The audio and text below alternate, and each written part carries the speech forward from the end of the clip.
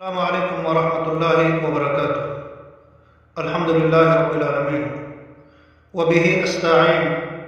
وصلی وسلم علی المبعوث رحمۃ للعالمین نبینا محمد وعلی آلہ وصحبہ ومن سار علی نہجہ الی یوم الدین، اما بعد۔ عن ام المؤمنین ام عبد اللہ عائشہ رضی اللہ تعالی عنہا قالت قال رسول اللہ صلی اللہ علیہ وسلم من احدث في امرنا هذا ما ليس منه فهو رد، رواه البخاری ومسلم۔ وفي الرواية لمسلم من عمل عملا ليس عليه امرنا فهو رد، او كما قال عليه الصلاة والسلام۔ معزز برادران اسلام و سامعین حضرات، اس سے قبل ہم نے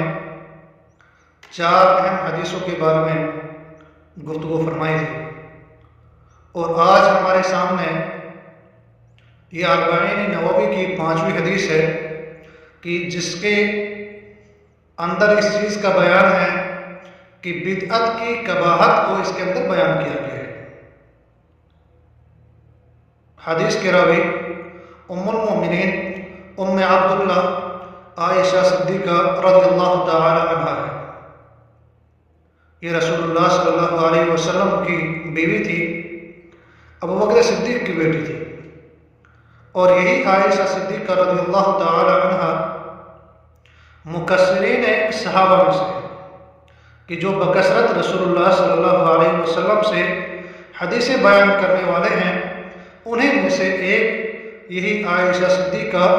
رضی اللہ تعالی عنہا ام المؤمنین بھی ہے۔ 2210 حدیثیں ان سے مروی ہیں۔ انہیں احادیث میں سے ایک حدیث یہ بھی ہے، حدیث بخاری اور مسلم کی ہے۔ عائشہ صدیقہ رضی اللہ عنہ روایت کرتی ہے،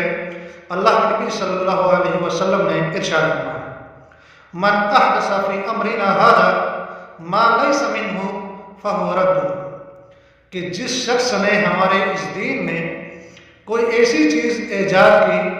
کہ جو اس دین میں نہیں ہے تو وہ مردود ہے، ناقابل قبول ہے۔ اور صحیح مسلم کی روایت میں ہے کہ اللہ کے نبی صلی اللہ علیہ وسلم نے فرمایا، من عمل عملا، کہ جس شخص نے کوئی ایسا عمل کیا لیس علیہ امرنا فہو رد، کہ جو ہمارے طریقے کے مطابق نہیں ہے، جو ہمارے طریقے کے مخالف ہے، تو وہ عمل مردود ہے، ناقابل قبول ہے۔ تو اس حدیث کے اندر اس چیز کا بیان ہوا ہے کہ جو بھی انسان کوئی عمل کرتا ہے تو وہ کتاب و سنت کے موافق ہونا چاہیے۔ اگر وہ عمل کتاب و سنت کے موافق نہیں ہوگا تو وہ عمل قابل قبول نہیں ہوگا، کیونکہ عمل کے اندر اخلاص کا ہونا بھی ضروری ہے، اور پھر اس عمل کے اندر رسول اللہ صلی اللہ علیہ وسلم کی مطابقت، آپ کی موافقت بھی ہونی ضروری ہے۔ اگر آپ کسی عمل کو سر انجام دیتے ہیں، اگر آپ اس عمل کو اللہ کے لیے تو کر رہے ہیں، لیکن اگر اس عمل میں رسول اللہ صلی اللہ علیہ وسلم کی موافقت پائی نہیں جاتی تو وہ عمل جو ہے قابل قبول نہیں ہوگا۔ اس لیے ضروری ہے کہ جہاں ہم اپنے اعمال کو خالص اللہ رب العالمین کے لیے سر انجام دیتے ہیں تو وہیں ہمیں اس بات کی فکر بھی دامنگیر ہونی چاہیے کہ ہمارا ہر عمل رسول اللہ صلی اللہ علیہ وسلم کی سنت کے موافق ہونا چاہیے، پھر ہی جا کے وہ عمل قابل قبول ہوگا۔ اور یہ حدیث جو ہے اسلام کا ایک عظیم اصول ہے،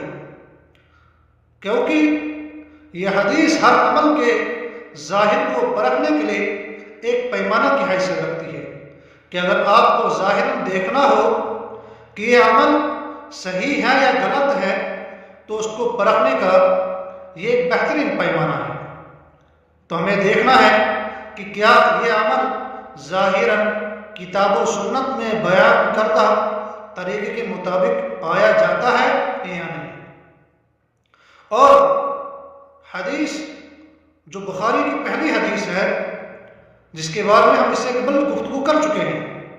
انما الاعمال بالنیات، یہ ہر عمل کے باطن کو پرکھنے کا ایک بہترین پیمانہ ہے کہ عمل جو ہے کیا باطنی طور پر اس کو اس کا جزا، اس کا بدلہ ملنے والا ہے، یا پھر اس عمل کرنے کی وجہ سے بھی اس کو جو ہے اس پر مؤاخذہ ہوگا، کیونکہ اعمال کا دار و مدار نیتوں پر ہے، اور جس غرض کے لیے، جس مقصد کے لیے آپ نے اس کام کو کرنے کی نیت کی ہوگی تو اسی کے موافق، اسی کے مطابق آپ کو جزا اور سزا مل سکتی ہے۔ تو یہ حدیث جو ہے اعمال کے ظاہر کو پرکھنے کے لیے ایک پیمانہ کی حیثیت رکھتی ہے۔ اور ایک انسان جب کوئی عمل کرتا ہے تو اسے چاہے کہ وہ عمل اللہ رب العالمین کے لیے خالص کرتے ہوئے رسول اللہ صلی اللہ علیہ وسلم کی سنت کے مطابق اس کو انجام دے، ورنہ نتیجہ یہ نکلے گا کہ اگر وہ عمل جو ہے رسول اللہ صلی اللہ علیہ وسلم کے بتلائے ہوئے طریقے کے مطابق نہیں ہے تو اس عمل کو اس عمل کرنے والے کے منہ پر مار دیا جائے گا، کیونکہ وہ عمل اللہ اس کے رسول صلی اللہ علیہ وسلم کے حکم کے موافق نہیں ہوگا۔ یہ حدیث جو ہے اس بات کی واضح دلیل ہے کہ کسی بھی عمل کی قبولیت کے لیے اتباع رسول صلی اللہ علیہ وسلم شرط ہے۔ جب تک آپ عمل کے اندر رسول اللہ صلی اللہ علیہ وسلم کی اتباع نہیں کریں گے تب تک آپ کا وہ عمل چاہے چھوٹا ہے یا بڑا ہے وہ قابل قبول نہیں ہوگا۔ اور اسی طرح سے یہ حدیث بدعتیوں کے حرام ہونے کی دلیل ہے۔ بدعت دین اسلام میں کوئی ایسا کام ایجاد کرنا کہ جس پر شریعت کی کوئی مہر نہیں ہے تو وہ بدعت ہے، تو بدعت ایجاد کرنا یہ حرام ہے، کیونکہ بدعت دین میں ایجاد کردہ ہر اس عمل کا نام ہے کہ جس میں شریعت، جس کے بارے میں جو ہے شریعت میں کوئی اساس، کوئی دلیل موجود نہ ہو۔ نبی کریم صلی اللہ علیہ وسلم نے ارشاد فرمایا کل بدعت ضلالہ، ہر بدعت گمراہی ہے۔ یہ حدیث جو ہے اس بات کی دلیل ہے کہ دین اسلام مکمل ہو چکا ہے، اور اب اس دین میں کسی قسم کا کوئی اضافہ کرنے کی کوئی بھی گنجائش باقی نہیں رہتی، اور ہر بدعت جو ہے مردود ہے، چاہے وہ بدعت حسنہ ہے یا بدعت سیئہ ہے۔ یہ تقسیم دونوں قسم کی تقسیمیں جو ہے یہ باطل قسم کی تقسیمیں ہیں۔ جن لوگوں نے بدعتوں کو بھی 5 حصوں میں تقسیم کیا ہے، کہتے ہیں واجب ہے، مندوب ہے، مباح ہے، حرام ہے اور مکروہ ہے، تو ان لوگوں کی تقسیم بھی ہر اعتبار سے غلط ہے۔ اور اس حدیث سے